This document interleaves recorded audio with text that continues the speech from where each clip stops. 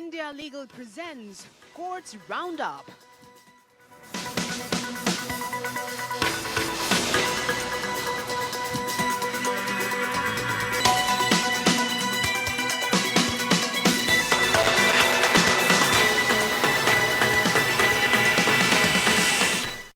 Doctor ortho Ayurvedic oil and capsule, अब दर्द भी घुटने टेकेगा। असम एनआरसी पर सुप्रीम कोर्ट ने केंद्र से मांगा जवाब। असम सरकार से भी जवाब दाखिल करने को कहा। एनआरसी में शामिल लोगों से पहचान पत्र मांगने के विरोध में है याचिका। सुप्रीम कोर्ट ने अभिषेक बनर्जी को विदेश जाने की दी इजाजत। आंखों के इलाज के लिए 3 सप्ताह की अनुमति। सितंबर में राजनयिक पासपोर्ट से यात्रा करेंगे बनर्जी। शिवसेना में विलय मामले में सुप्रीम कोर्ट ने सुनवाई 2 सप्ताह टाल दी। स्पीकर की गैर मौजूदगी पर सुनवाई स्थगित हुई। यूबीटी सांसदों के विलय को चुनौती दी गई है।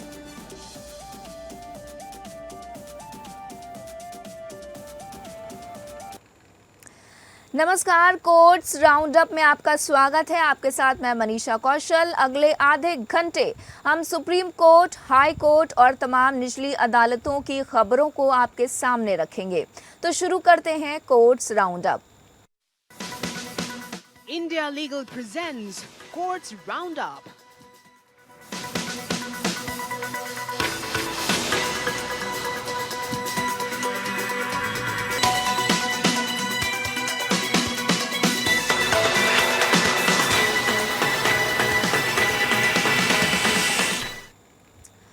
सुप्रीम कोर्ट ने असम में साल 2019 में प्रकाशित राष्ट्रीय नागरिक रजिस्टर में शामिल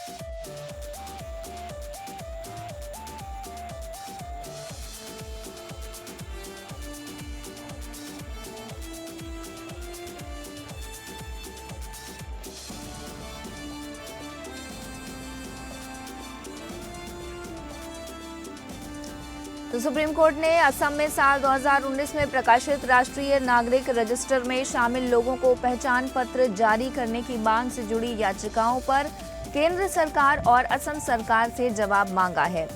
जस्टिस पीएस नरसिम्हा और जस्टिस आलोक अराघे की खंडपीठ ने 10 अगस्त को मामले की सुनवाई करते हुए केंद्र और असम सरकार को अपना जवाब दाखिल करने का निर्देश दिया है।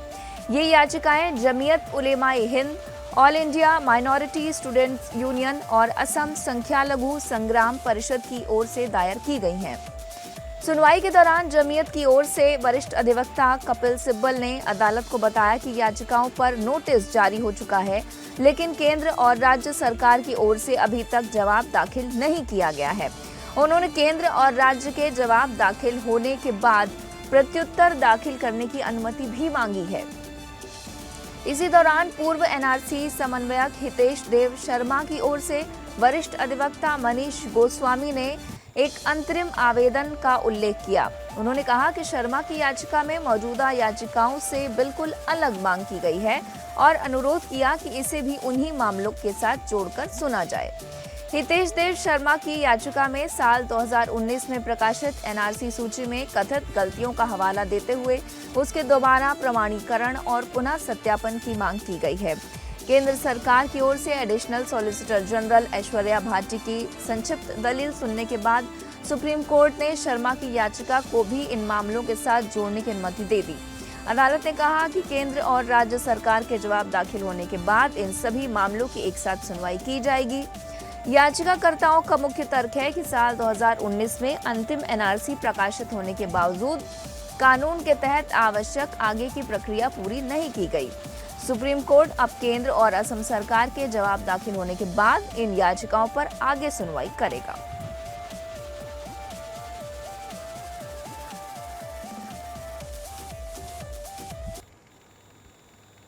और अब बात शिवसेना उद्धव बालासाहब ठाकरे यानी यूबीटी की।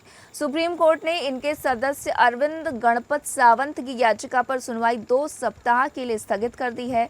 इस याचिका में लोकसभा स्पीकर के उस फैसले को चुनौती दी गई है जिसमें यूबीटी के 6 सांसदों के एकनाथ शिंदे के नेतृत्व वाली शिवसेना में विलय को मंजूरी दी गई थी। जस्टिस पीएस नरसिम्हा और जस्टिस आलोक अराघे की पीठ ने स्पीकर की ओर से किसी के पेश न होने के कारण मामले की सुनवाई स्थगित कर दी थी। इससे पहले 22 जुलाई को पीठ ने प्रतिवादियों को नोटिस जारी किया था। सोमवार को वरिष्ठ अधिवक्ता नीरज किशन कौल और सिद्धार्थ भटनागर शिंदे गुट के कुछ विधायकों की ओर से पेश हुए।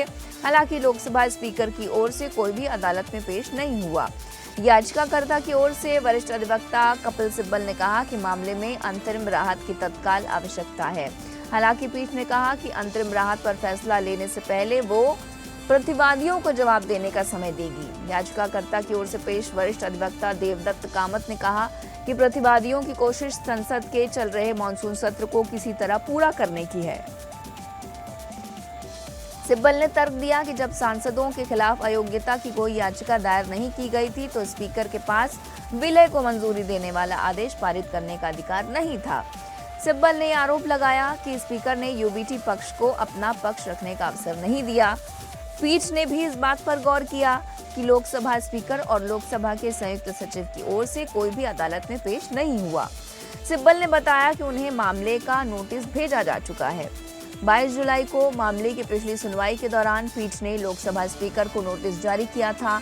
हालांकि अदालत ने विलय के आदेश पर रोक लगाने या कोई अंतरिम राहत देने से इनकार कर दिया था। आरोप है कि संसद के मॉनसून सत्र से पहले लोकसभा स्पीकर ओम बिरला ने शिवसेना यूबीटी के 6 सांसदों के एकनाथ शिंदे के नेतृत्व वाली शिवसेना में विलय को मंजूरी दी थी। विलय के बाद लोकसभा में यूबीटी के सांसदों की संख्या घटकर 3 रह गई, जबकि शिंदे गुट के शिवसेना के सांसदों की संख्या बढ़कर 13 हो गई।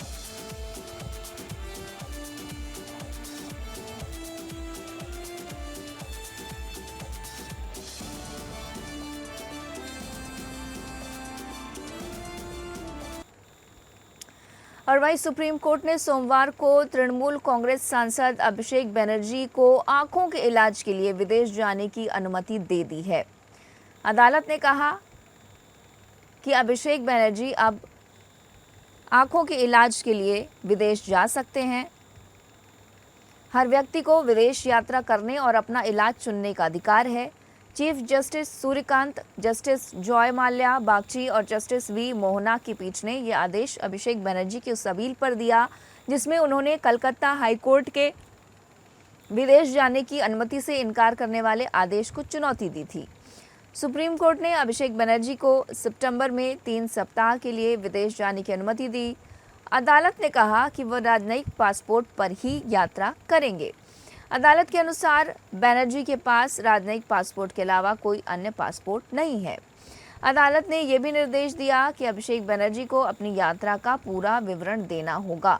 इसमें विदेश में उनके ठहरने का स्थान, जिस डॉक्टर या अस्पताल में इलाज कराया जाएगा उसका विवरण, विदेश में रहने की अवधि और तमाम जानकारी शामिल होगी। पीठ ने कहा कि अभिषेक बनर्जी की ओर से दिए गए यात्रा संबंधी विवरण का इस्तेमाल संबंधित एजेंसियां अपने उद्देश्यों के लिए कर सकती हैं। हालांकि इन जानकारियों को गोपनीय रखा जाएगा। सुनवाई के दौरान बनर्जी की ओर से वरिष्ठ अधिवक्ता गोपाल शंकर नारायण ने कहा कि वो राजनयिक पासपोर्ट पर विदेश यात्रा कर सकते हैं और अपना व्यक्तिगत पासपोर्ट अधिकारियों के पास जमा कर सकते हैं। उन्होंने अदालत को बताया कि उनके पास 2 पासपोर्ट हैं, इनमें से एक राजनयिक है जो उन्हें ऑपरेशन के तहत विदेशों में आउटरीच के लिए मिला था। उन्होंने कहा कि वो अपना व्यक्तिगत पासपोर्ट अधिकारियों के पास जमा करने को तैयार हैं। उनके अनुसार राजनयिक पासपोर्ट के जरिए विदेशों में स्थित भारतीय दूतावास भी उनकी गतिविधियों पर नजर रख सकते हैं। पश्चिम बंगाल सरकार की ओर से पेश additional solicitor general SV Raju ने कहा कि अभिषेक बनर्जी के खिलाफ 15 मामले दर्ज हैं और इसलिए उनके विदेश जाने पर उनके वापस नहीं लौटने का खतरा है। इसके जवाब में बनर्जी के वकील ने कहा कि ये सभी मामले 4 मई के बाद दर्ज किए गए हैं, जबकि विधानसभा चुनाव में TMC की हार हुई और BJP सत्ता में आई। उन्होंने कहा कि चुनाव परिणाम घोषित होने से पहले उनके खिलाफ ऐसा कोई मामला दर्ज नहीं था। SV राजू ने इसका जवाब देते हुए कहा कि 5 मई से पहले कोई भी उनके खिलाफ FIR दर्ज कराने की हिम्मत नहीं करता, क्योंकि उस समय वो बेहद प्रभावशाली स्थिति में थे।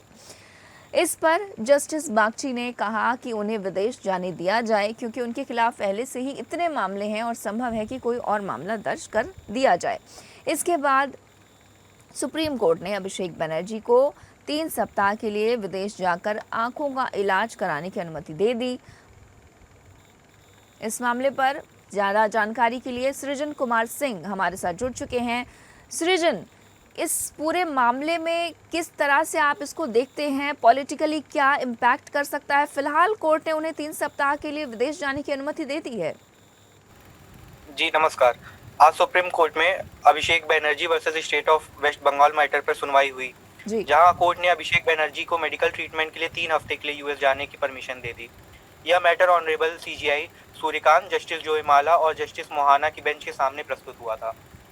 बनर्जी पर बेल कंडीशन के तहत फॉरेन ट्रेवल करने पर रोक थी। उन्होंने यूएस में आंख दिखाने की ट्रीटमेंट के लिए परमिशन मांगी थी। इससे पहले कलकत्ता हाई कोर्ट ने इसी केस में मेडिकल बोर्ड से इवैल्यूएशन करने की डायरेक्शन दिया था। स्टेट ने उनके खिलाफ कुल 16 केसेस का हवाला देते हुए उनके फरार होने की आशंका जताई थी। वहीं बनर्जी ने कहा वो सिटिंग लोकसभा MP हैं और सीनियर पॉलिटिकल लीडर हैं। उनके पास डिप्लोमेटिक पासपोर्ट है और इंडिया में उनके स्ट्रॉन्ग फैमिली और पब्लिक टाइज हैं। सुप्रीम कोर्ट ने राइट टू पर्सनल लिबर्टी और चॉइस ऑफ मेडिकल ट्रीटमेंट को इम्पोर्टेंस देते हुए कहा कि सिर्फ फरार होने की आशंका मेडिकल ट्रीटमेंट से रोकने के लिए सफिशिएंट ग्राउंड नहीं है, और अभिषेक बनर्जी को अपनी आइटनरी को इन्वेस्टिगेटिंग एजेंसी के साथ साझा करने को भी कहा। धन्यवाद। सृजन, बहुत बहुत धन्यवाद आपका हमारे साथ जुड़ने के लिए। बुलेटिन सुप्रीम कोर्ट ने इनकी उस याचिका को खारिज कर दिया है जिसमें दिल्ली हाई कोर्ट के उस आदेश को चुनौती दी गई थी जिसके तहत यौन शोषण की पीड़िता बच्ची की निजता का उल्लंघन करने के लिए 5 लाख रुपए का मुआवजा देने का निर्देश दिया गया था। TV टुडे नेटवर्क आज तक का संचालन करता है। Chief justice Suryakant, justice Joymalya और जस्टिस V मोहना की पीठ ने TV टुडे की अपील खारिज कर दी। दरअसल ये पूरा मामला साल 2005 की एक घटना से जुड़ा है, जब एक नाबालिग लड़की ने अपने पिता के खिलाफ यौन शोषण का आरोप लगाते हुए FIR दर्ज कराई थी।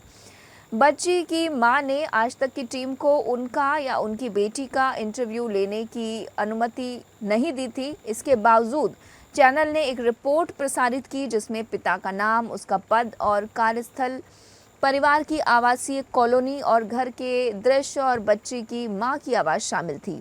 इन जानकारियों से पीड़िता की पहचान उजागर हो गई। पीड़िता की मां ने साल 2005 में चैनल के खिलाफ दिल्ली हाई कोर्ट में रिट याचिका दायर की थी। साल 2013 में हाई कोर्ट की एकल पीठ ने याचिका स्वीकार करते हुए बच्ची की मां के पक्ष में 5 लाख रुपए का हर्जाना देने का आदेश दिया था। TV टुडे ने इस आदेश को हाई कोर्ट की डिवीजन बेंच के समक्ष चुनौती दी थी। अपील में चैनल की ओर से ये तर्क दिया गया कि एक निजी संस्था होने के कारण उस पर अदालत की रिट क्षेत्राधिकार लागू नहीं होता। हालांकि 1 जुलाई को हाई कोर्ट की डिवीजन बेंच ने इस दलील को खारिज कर दिया। अदालत ने कहा था कि निजी मीडिया कंपनियां भी सार्वजनिक कार्य करती हैं और अगर वो किसी व्यक्ति की निजता के अधिकार का उल्लंघन करती हैं तो उनके खिलाफ हाईकोर्ट में रिट याचिका दायर की जा सकती है। सुप्रीम कोर्ट में आज टीवी टुडे के वकील ने इस निष्कर्ष पर सवाल उठाया। वकील ने कहा कि अदालत ने मीडिया संस्थान के सार्वजनिक कार्य करने की बात तो कही, लेकिन उन सिद्धांतों की अनदेखी की जिन्हें अदालत ने स्वयं पहले निर्धारित किया था। हालांकि सुप्रीम कोर्ट ने संकेत दिया कि वह इस सवाल पर विचार करने के इच्छुक नहीं है कि टीवी टुडे के खिलाफ हाईकोर्ट में दायर रिट याचिका सुनवाई योग्य थी या नहीं। अदालत ने साफ कहा कि रिट याचिका की सुनवाई योग्य न होने से जुड़ी टीवी टुडे की दी दलील स्वीकार नहीं की जा सकती। जस्टिस बागची ने कहा कि जब किसी गैर जिम्मेदाराना प्रकरण के लिए मुआवजे की जिम्मेदारी तय करने की बात आती है, तब कोई मीडिया संस्थान अपने सार्वजनिक कार्य की प्रकृति से इनकार नहीं कर सकता। जस्टिस बागची ने कहा कि मीडिया संस्थान को यह स्वीकार करना चाहिए कि वो सार्वजनिक दायित्व निभाता है। उन्होंने कहा कि अगर भविष्य में किसी मीडिया संस्थान की इंटरनेट तक पहुंच या बैंडविड्थ रोकी जाती है तो वह अपने मौलिक अधिकारों और प्रेस की स्वतंत्रता की बात करता है, लेकिन जब उसके गैर जिम्मेदाराना प्रकाशन के लिए संवैधानिक मुआवजा लगाया जाता है तो वो ये नहीं कह सकता कि उसका कार्य सार्वजनिक नहीं है। वहीं टीवी टुडे के वकील ने तर्क दिया कि यौन शोषण की पीड़िता की मां ने बाद में उसके पिता के साथ मामले में समझौता कर लिया था। उन्होंने कहा कि टीवी टुडे के खिलाफ दिया गया फैसला गंभीर प्रभाव डाल सकता है। वकील ने भी आशंका जताई कि हाईकोर्ट के आदेश को बरकरार रखने से इस तरह के दावों की बाढ़ आ सकती है। इस पर जस्टिस जॉय माल्या बागची ने कहा कि ऐसा होना चाहिए और अदालत ऐसे मामलों को प्रोत्साहित करती है।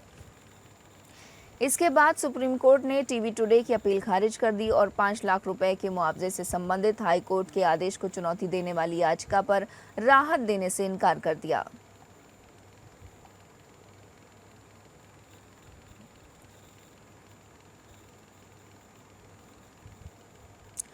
और वहीं सुप्रीम कोर्ट ने हाल ही में स्पष्ट किया कि कानून के दायरे में आए बच्चे की प्रारंभिक जांच के दौरान चाइल्ड साइकोलॉजिस्ट की विशेषज्ञ मदद लेने का नियम जुवेनाइल जस्टिस यानी बच्चों की देखभाल और सुरक्षा अधिनियम 2015 की धारा 101 पर उसी तरह लागू नहीं होगा। जुवेनाइल जस्टिस एक्ट की धारा 15 के तहत जब तय किया जाना हो कि कानून के दायरे में आए बच्चे पर बेस की तरह मुकदमा चलाया जाएगा या नहीं, तो जुवेनाइल जस्टिस बोर्ड के लिए चाइल्ड साइकोलॉजिस्ट की विशेषज्ञ सहायता लेना अनिवार्य है, बशर्ते बोर्ड में चाइल्ड साइकोलॉजी या चाइल्ड साइकियाट्री में डिग्री रखने वाला कोई पेशेवर सदस्य शामिल ना हो। जस्टिस कोर्ट ने वरुण चंद्र ठाकुर बनाम भोलू मामले में भी यही व्यवस्था स्पष्ट की थी। जस्टिस जेबी पारदीवाला और जस्टिस उज्जवल भुइयां की पीठ ने अब स्पष्ट किया है कि जुवेनाइल जस्टिस एक्ट की धारा 101 के तहत सेशन कोर्ट द्वारा अपील की सुनवाई के दौरान चाइल्ड साइकोलॉजिस्ट की विशेषज्ञ सहायता लेना अनिवार्य नहीं है। कानून के प्रावधानों की शाब्दिक व्याख्या करते हुए सुप्रीम कोर्ट ने कहा कि सेशन कोर्ट या अपीलीय अदालत की मुख्य जिम्मेदारी ये देखना है कि मामले के तथ्यों और परिस्थितियों के आधार पर ऐसी स्थिति मौजूद है या नहीं जिसमें विशेषज्ञ की सहायता लेने की शक्ति का इस्तेमाल आवश्यक हो। कोर्ट ने कहा कि धारा 101 अपीलीय अदालत को विशेषज्ञों की सहायता लेने की शक्ति प्रदान करती है।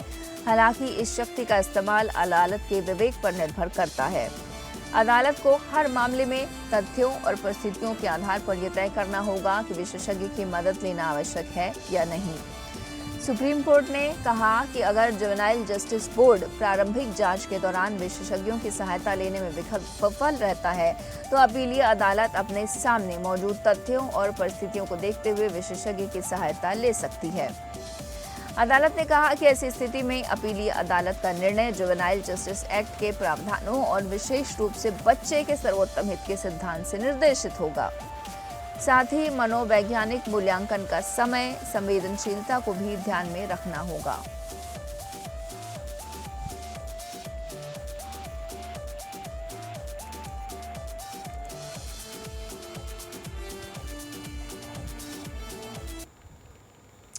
और इलाहाबाद हाईकोर्ट ने कहा कि जातीय प्रमाण पत्र के आवेदन को केवल साक्ष्य अभाव लिखकर खारिज करना वैध और कारण युक्त आदेश नहीं माना जा सकता। कोर्ट ने भी स्पष्ट किया कि विभाग की वेबसाइट पर ऐसा अस्वीकृत पत्र अपलोड कर देना उसे स्पीकिंग ऑर्डर नहीं बना देता। किसी प्रशासनिक निर्णय में स्पष्ट कारण दर्ज होना जरूरी है और संबंधित व्यक्ति को उस निर्णय की विधिवत जानकारी भी दी जानी चाहिए। जस्टिस अजीत कुमार और जस्टिस सिद्धार्थ नंदन की खंडपीठ मथुरा निवासी भाई बहन की याचिका पर सुनवाई कर रही थी। दोनों ने अनुसूचित जाति की धनगर के जाति से संबंधित जाति प्रमाण पत्र के लिए आवेदन किया था। आवेदन के साथ उन्होंने आधार कार्ड, परिवार रजिस्टर, ग्राम प्रधान का प्रमाण पत्र और स्कूल छोड़ने का प्रमाण पत्र समेत कई दस्तावेज प्रस्तुत किए थे। उन्होंने 24 जनवरी 2019 के शासनादेश का भी हवाला दिया था, जिसमें संबंधित जाति के लोगों को जाति प्रमाण पत्र जारी करने का स्पष्टीकरण दिया गया था। उनका आवेदन 23 फरवरी 2026 को खारिज कर दिया गया। याचिकाकर्ताओं का कहना था कि उन्होंने आवेदन खारिज करने का कोई स्पष्ट कारण नहीं बताया और न ही वो रिपोर्ट उपलब्ध कराई गई जिसके आधार पर उनके दावे को अस्वीकार किया गया। विभाग की वेबसाइट पर उपलब्ध अस्वीकृति पत्र में केवल साक्ष्य अभाव लिखा था। राज्य की ओर से पेश अतिरिक्त मुख्य स्थायी वकील ने भी स्वीकार किया कि अस्वीकृति आदेश में कोई विशिष्ट कारण दर्ज नहीं किया गया था। हालांकि उनका तर्क था कि इसका आशय ये था कि याचिकाकर्ता धनगर जाति से संबंधित होने का दावा साबित करने के लिए पर्याप्त साक्ष्य प्रस्तुत नहीं कर सके। उन्होंने ये भी बताया कि आवेदन पर निर्णय लेने से पहले राजस्व विभाग से एक रिपोर्ट मंगाई गई थी।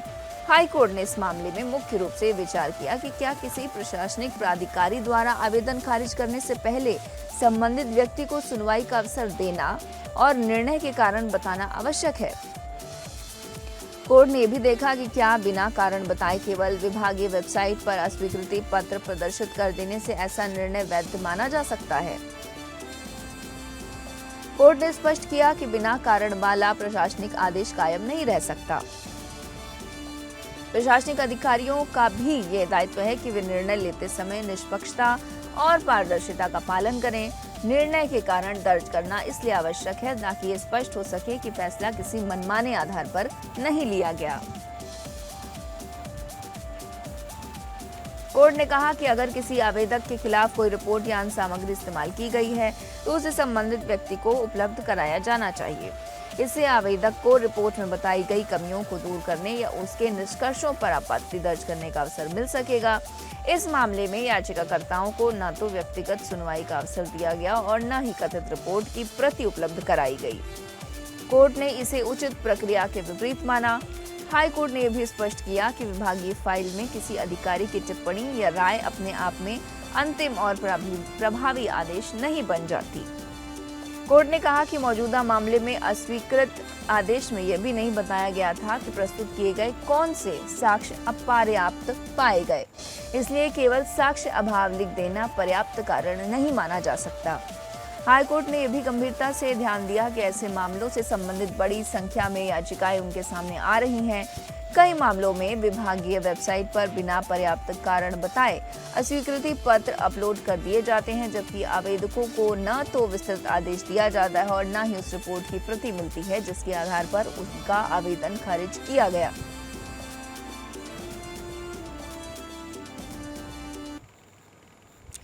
कोर्ट्स राउंड अप में फिलहाल इतना ही। आप बने रहिए एपीएन न्यूज के साथ। India Legal presents Courts Roundup.